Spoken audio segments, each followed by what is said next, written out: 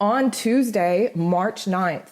The moon will be moving out of that Capricorn energy, again, starting its void of course the night before in Monday's evening energy. And then here on Tuesday, the moon enters into Aquarius around 3:41 a.m., again, Atlantic Standard Time. Now, this Aquarian energy, we just came out of Aquarius season. We should know all about what to expect from this Aquarian energy. And because this is taking place while most of us are sleeping, this could either lead to sleep disruptions, complete insomnia, like not even getting a wink of sleep that night, or it could be leading to some very profound dreams. Again, we're in Pisces season. It favors dream work. It favors vision work. This Aquarian energy brings our emotions to new heights. It expands the picture. It wants to push us out of our comfort zone in order to have that beautiful moment of brilliance, that aha moment that will shift our perspective and shift our heart space. So we have 8 different moon aspects taking place here today. One of the most important, I would say, is the moon conjuncting Saturn. So as we've been talking about, Saturn and Jupiter really are the stars of the show here in 2021. Both of them conjuncted back in December on the 21st with the solstice in Aquarius, kind of resetting the whole energy value between these two planets. And this is opening us up for a brand new 20-year cycle. So with Saturn in play, we have to remember that Saturn is the Lord of karma. He rules over time. He rules over, constructs and systems and foundations, very much wants to stay in the tried, tested, and true traditional ways of doing things, wants to keep us stuck in the old. And a lot of the time when Saturn comes into play, we get a little bit of a Debbie Downer, negative Nancy mind frame. Really does. It's that very heavy energy that brings us down. And so we do have a lot going on. We want to bring in the fact that Venus is very active here today. Venus, again, the goddess of love and beauty and money and pleasure and all things that make us happy and joyful here in our vibration. And she is blending her energy with Lilith, which is a powerful, powerful feminine divine force. And she is also squaring the North Node in Gemini. So again, she is bringing in the relationship area. She's bringing in really getting into the heart and soul of what makes us happy. She is helping us reevaluate our values, especially we're sharing ourselves and our lives with someone else's concerned.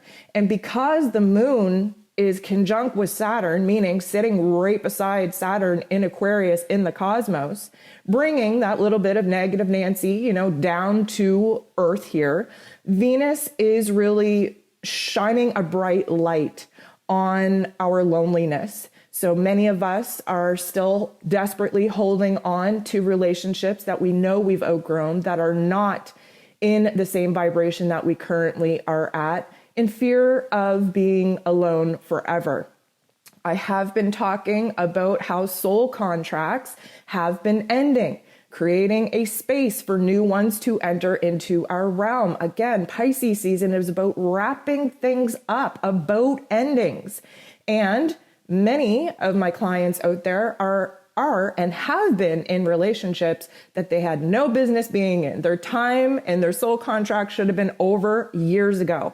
And now there's a huge emphasis coming up in their relationship. Suddenly it's reaching a breaking point. Suddenly they realize how disconnected they are, at how much of a disadvantage they currently are, because now they feel stuck. Now there is intimacy disconnection. There is a disconnection within one's soul space because you're not in alignment and honoring your soul if you choose to stay in a situation that is not honoring your vibration, not honoring your growth, not honoring your expansion. So for those of you out there still very much stuck in a relationship that should have been over many moons ago, I really, really encourage you, especially under this current energy, to take a reevaluation of what it is that you're doing. Now, for you lovelies out there that are in committed, healthy, supportive, validating relationships, there still is a reevaluation going on because the scales of the energy in the relationship they are now needing and asking to be rebalanced. And that's just a natural progression of what happens when you are in alignment with your partner, when you are growing as a partnership and as individuals. There's a fluctuation that happens in the energy exchange. And of course, I'm not going to leave my single people out in this little rant, because this is really helping us single people reevaluate what kind of qualities and characteristics we actually want to be attracting in partners. Many of us keep attracting the same old partners with the same qualities, the same characteristics, and then bang our head off of a wall trying to figure out why nothing works out for us. Break the pattern. That Saturn energy wants the pattern to stay alive, to stay strong, no matter how unhealthy it is. And we are in a time where we have to break the pattern. We have to soar to higher heights. That's where that Aquarian energy comes in. We have to push ourselves outside of our comfort zone to be vulnerable, to be lonely, to recognize where the disconnection is, so that we can create a better platform, a better foundation in ourselves, in what it is we want, and in our relationships. We have to rebuild. The great thing that's going on here today is that there's an aspect taking place between Mercury and Chiron. So again, Chiron, the wounded healer planetoid, acting as a shaman, if you will. And of course, Mercury, bringing new information in, expanding our perspectives, really encouraging us to express ourselves. And this is really going to add another layer of vulnerability onto the energy here today, especially where we are kind of ripping open some wounds in the relationship aspect of our lives. This is going to give us a strength to communicate what it is that we want, what it is we need, what it is we desire, what it is that we are lacking, what it is that we need to change.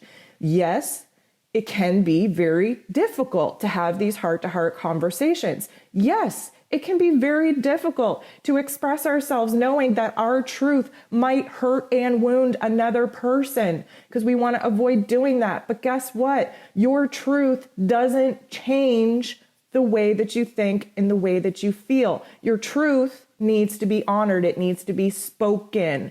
And Mars and Gemini, fresh in Gemini, is really encouraging us to speak up and to speak out with confidence and with clarity.